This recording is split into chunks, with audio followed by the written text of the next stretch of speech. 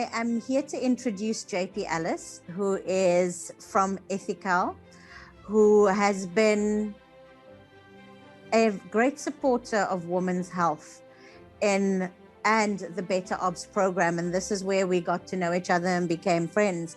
JP is an admitted attorney with a BCom and LLB degrees with the right of appearance in the High Court of South Africa.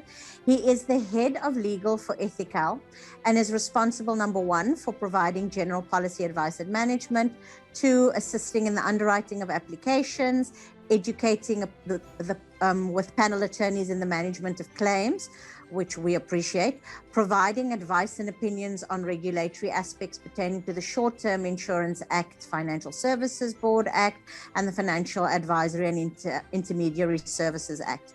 He's also responsible as one of his tasks of drafting commercial documentation in compliance with relevant statutory works, coordinating as well Constantia's medical law reform initiatives within various industry stakeholders. And he puts it as number 7, but providing medico-legal and related advice to healthcare professionals. And this is the one that I abuse him with often with questions and queries in his extremely busy schedule. And despite having all of those tasks in a very busy schedule, he still has managed to be a part of our Mowbray Maternity Hospital. For those of you who don't know, it's one of our biggest maternity hospitals in South Africa, here in Cape Town. And he has been selected by the minister to be a board member of our health facilities board, where his legal expertise does help to assist. So it's my great pleasure to have JP chat to us. And it is a topic where it's a long topic, and it's one of those topics where I phoned him up and said, please, can you help with this? So I'm sorry I gave you a long topic, but thank you so much for giving us clarity around it. Thank you, JP. Thanks, Malika. As always, thank you to the event organizers, especially Royal House, James Shaw, Alison Shaw, and the SAMS Council for the invitation. It's always a pleasure to avail myself for these important seminars. Hopefully you can see my screen okay? We can see your screen perfectly, thanks, and we can hear you well. As Malika said, it's quite a loaded topic, and I propose dealing with it in 2 separate aspects. No doubt they are related topics and they overlap in a variety of aspects. Given the time constraint, I will confine myself to highlight the applicable ethical framework and to provide some practical takeaways. So just a couple of disclaimers, as you would expect from a lawyer. I need to set out that disclaimer that this is purely a guidance and it's not intended to be specific legal advice. Always keep in mind that it's impossible to develop a complete set of specific ethical prescriptions to every conceivable real-life situation. Therefore, booklet 1 of the HPCSA guidelines encourages healthcare practitioners to adopt what we call clinical reasoning. And maybe I should add another disclaimer. I've got small minor kids that have just finished swimming, so although I've put around signs outside, they don't read, so apologies if there's some kids screaming. So misinformation is, essentially either some sort of miscommunication or innocent misrepresentation. And I think that's in itself a very easy thing to deal with. But for me, the more important one, or the one that's more sort of juicy, is the issue of fringe science, which refers to ideas whose attributes include being highly speculative or relying on premises that are flawed. In other words, from a lay perspective, it's what we call mumbo jumbo. So I'm going to sort of focus more on that because I think that's probably the much more interesting aspect. In the medical context, we are more familiar with the term quack medicine, which is derived from the Dutch word quacksalver, and that's synonymous with the term charlatan. So quack medicine has existed throughout history. For example, human fat from the recently deceased was harvested and used to treat aching joints and rabies. Drilling of holes into human skulls was thought to be useful in releasing evil spirits. At some stage, you might have come across the term blowing smoke up your rectum. It was actually a practice in England using tobacco smoke enemas as a means of saving drowning victims in the Thames River. Opium was a respectable go-to reliever sold over the counter for respiratory ailments and also given to children. Egyptian mummies were stolen and sold overseas for eating. Apparently, they were used to treat ringworms and the plague. Snake oil was thought to be a liniment that could cure everything and contained beef fat, turpentine, but no snake oil. Although some of these questionable practices were best practices in their time, we've come a long way in the practice of modern medicine. We know so much more about the human body than what we did before. Surgeons wash their hands today, whereas before that wasn't always the case. The question is, why is there still a huge industry of unproven treatment methods, misinformation, or fringe science that exists today? Often useless and sometimes dangerous products make their way to the public, including your patients. And I'll pause here and just mention that, as you can see, not too much of a surprise, but I suffer from mild pattern baldness. So I'm familiar with these products that get sold to you and offered to you as cures for all sorts of things, even male pattern baldness. So recently, even in today's time, we see things like COVID-19 treatments being pushed that may not be proven. The reality is that we don't have cures for everything and we don't know everything about the human body. So that leaves a lot of room for fringe science and misinformation. You can't possibly be experts in all your patients' diseases and potential treatments. And you need the assistance of other specialists and skilled healthcare practitioners. So there are a number of ethical principles that I'm going to just touch base on that will probably be applicable or that you might be familiar with. Regardless of the situation, you should at all times act in the best interest of your patients, regardless of their clinical needs. Appreciate the circumstances of your patient and recognize their condition of vulnerability. When patients are confronted with life-threatening circumstances, they typically look for hope in the unconventional. Don't allow your personal beliefs to prejudice their healthcare. Otherwise, inform them of their right to see another healthcare practitioner. Overservicing is a prohibited act and a very contentious issue. According to Rule 7 of the Ethical Guidelines, it is an extremely wide definition, but it includes any treatment or care which is medically and clinically not indicated, unnecessary or inappropriate under the circumstances, or not in accordance with recognized treatment protocols and procedures. Thus, unconventional treatment may fall within the ambit of overservicing. The HPCSA ethical guidelines further prescribe that you shall not provide a service or perform procedures that are neither indicated nor scientific or have been shown to be ineffective, harmful, or inappropriate through evidence-based review. You should act quickly to protect patients from risks and report violations where you have good reason or persuasive reason to believe that their rights are being violated. You should maintain and improve the standard of your performance, but at the same time, you must acknowledge the limits of your professional knowledge and competence. So don't pretend to know everything. Healthcare practitioners shall only use an apparatus or health technology which proves upon investigation to be capable of fulfilling the claims made in regard to it.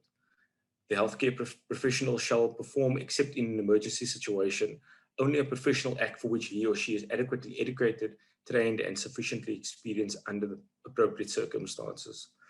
And then just also to highlight, you'll see Rule 8 of Booklet 16, which is a new booklet that was recently published on the guidelines for social media. And since we live in a digital world, we must acknowledge that interacting with patients on social media can make you privy to personal patient information that is not disclosed in the usual healthcare setting, and that may result in ethical dilemmas. So just the takeaways, in summary: always show compassion for the vulnerable patient and appreciate the situation that they find themselves in.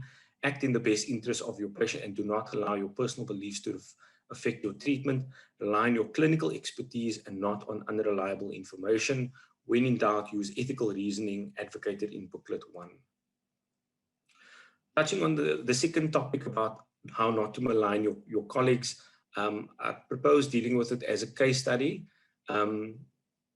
So we've got a situation where a junior doctor is alarmed by the behavior of a more senior colleague who uses out-of-date techniques that prolong operations and result in greater post-operative pain and longer recovery time.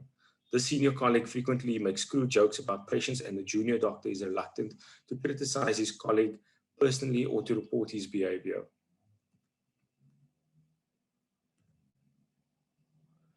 So first, So I'm going to deal with it in sort of 4 stages. The first stage is to let's consider how the healthcare practitioner should behave towards one another. As members of the medical profession, healthcare practitioners have traditionally been expected to treat each other more as family members, and the World Medical Association Declaration of Geneva includes the pledge, "My colleagues will be my sisters and brothers." Ethical rules in Booklet 1 require healthcare practitioners to work with and respect their colleagues in the pursuit of the best healthcare possible for all patients.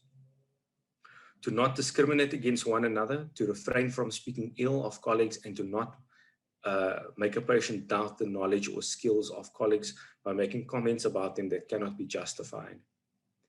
And the next point is very important. Rule 12 of Booklet 2, and just as a side note, Booklet 2 is the only ethical guideline or booklet that is being published in the Government Gazette. So you'll see an extract on the right-hand side. So it has the status of regulation. So importantly, Rule 12 says that no healthcare practitioner shall cast aspersions on the probity, professional reputation, or skill of your colleague. So the second stage we're going to look at is what justifies reporting of unethical behavior of colleagues. So there's a general ethical obligation on you to report incompetence, impairment, or misconduct of colleagues. The World Medical Association International Code of Medical Ethics states a physician shall report to the appropriate authorities those physicians who practice unethically or incompetently or more engaged in fraud or deception. Ethical Rule 10 of Booklet 1 provides that healthcare practitioners should report colleagues in circumstances where they have good reason or persuasive reason to believe that the rights of patients are being violated and or where the conduct of the colleague is unethical. Those people who report such misconduct must be protected from victimization or intimidation. Now, obviously, it's easier said than done. The application of this principle is not always easy. On the one hand, you have a healthcare practitioner that may be tempted to attack the reputation of a colleague for unjustified motives, such as professional jealousy, or in retaliation for an insult by a colleague. On the other hand, a healthcare practitioner may be reluctant to report a colleague's misbehavior because of friendship or sympathy. The consequences of such reporting can be detrimental to the person who reports, including hostility on the part of the implicated colleague and possibly other colleagues as well. Now, despite these drawbacks, it's important to recognize that reporting wrongdoing is important because as a professional duty of all healthcare practitioners, you not only have that duty or you're not only responsible for maintaining the good reputation of your profession, but often you're the only one who recognizes incompetence, impairment, or misconduct. So, however, reporting colleagues to the disciplinary authority should normally be a measure of last resort after other alternatives have been tried and found wanting. And usually we advocate things like mediation or direct engagement. And then if that doesn't work, obviously going to other colleagues or even if there is an ethical committee, then you can approach them.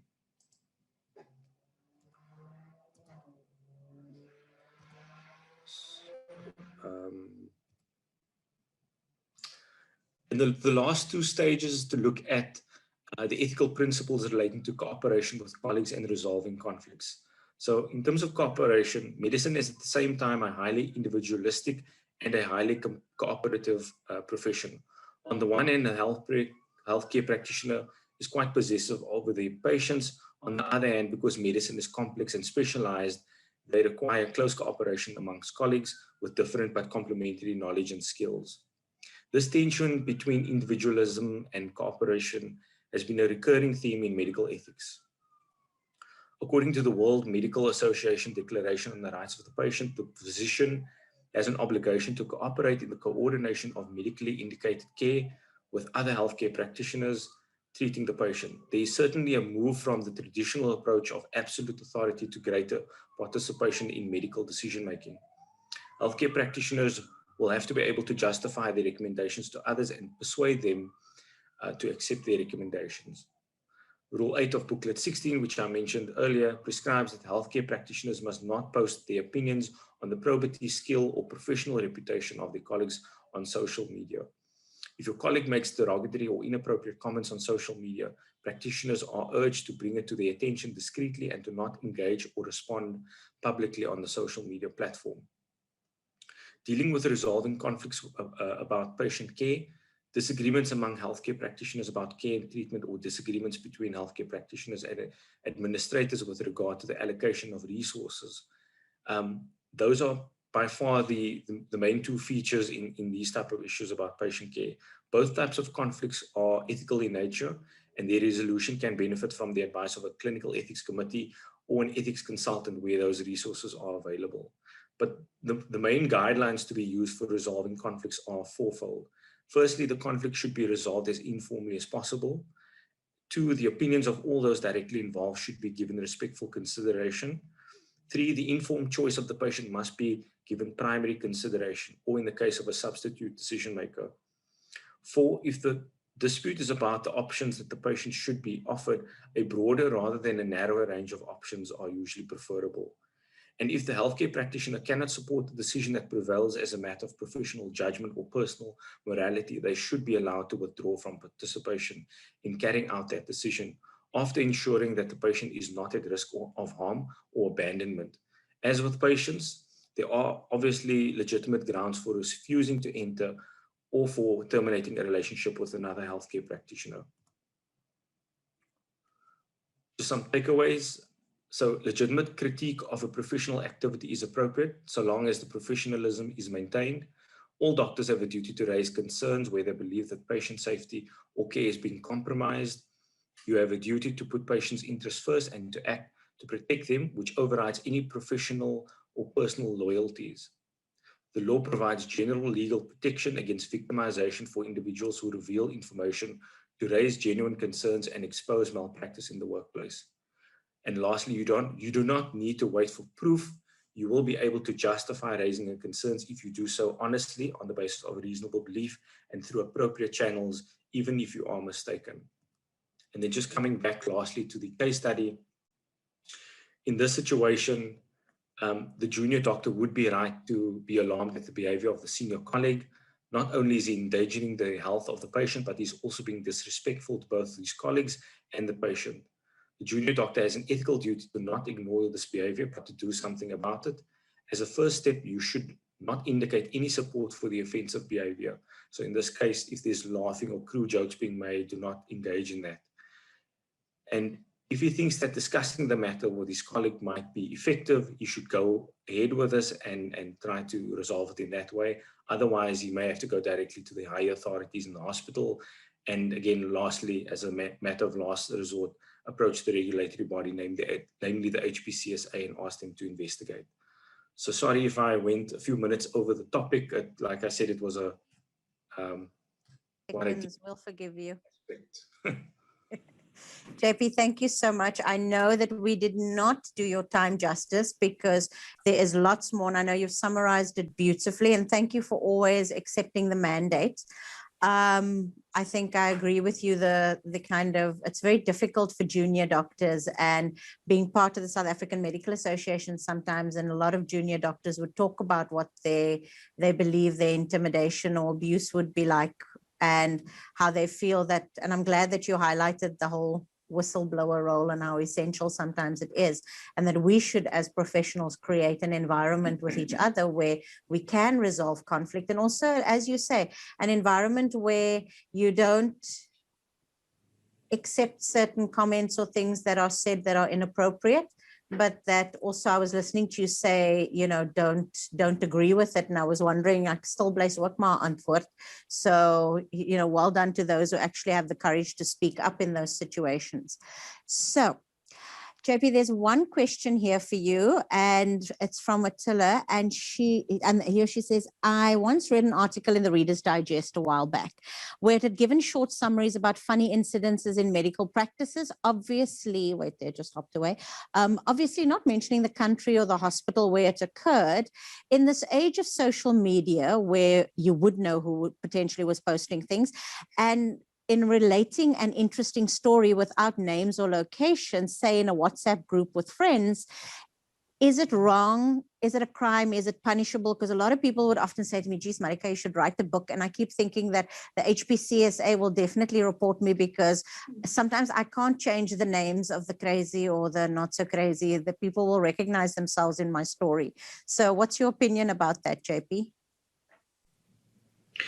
I think as a general rule, it's probably better to refrain from participating in those type of conversations. But obviously, when it's necessary or it's for educational purposes, as long as you can anonymize in such a way that you cannot reveal the identity, or it's not plainly obvious who that person is, or you can obviously change the specific situation or references, but then it should be fine. Then there shouldn't be any issues from an ethical perspective. Yeah, JP, and then you know how difficult it is to try and appropriately cover us where obstetric indemnity insurance is concerned. And somebody is asking that at a certain hospital group, and there are a few around the country that sometimes allows non-specialists to do obstetric deliveries, and this often may lead to frequent complications. So I think those who are there may be worried about that. What is the recourse of a specialist in a setting like that if you're at an institute where a non-specialist is allowed to do obstetric deliveries? Yeah, as I mentioned, I mean, there are ethical obligations on you where you feel that it's out of the realm of the competence of that person, then you should raise it formally. Naturally, it will be better to raise it formally with that particular hospital, with its management or the ethics committee. But, because, yeah, I mean, those things are quite tricky. I mean, sorry, JP, to interrupt you, but I want, you and I have had this conversation where when we try and deal with impaired colleagues, the HPCSA has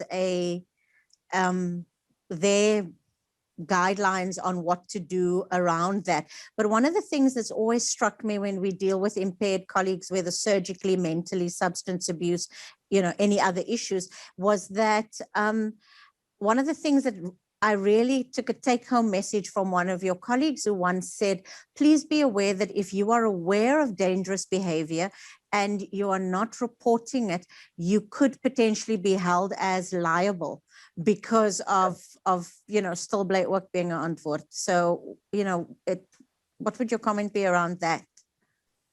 Yeah, I mean, true? Is that yeah, no, it's 100% true. I mean, often in the context of litigation, you'll find that hospitals as well as specialists are co-defendants, and there's obviously this tension between them because it's a question of, well, whose responsibility was it at certain stages. But more so, even if you are a practitioner who provides, in your view, your risk profile is relatively low, or you're quite conscientious and risk averse, always keep in mind that there is a specific element that relates to the environment where you practice. So you can be the best practitioner ever, but if your environment is not conducive for that, unfortunately, you will find yourself in those situations where you get drawn in as a co-defendant or being roped into all sorts of difficult ethical issues.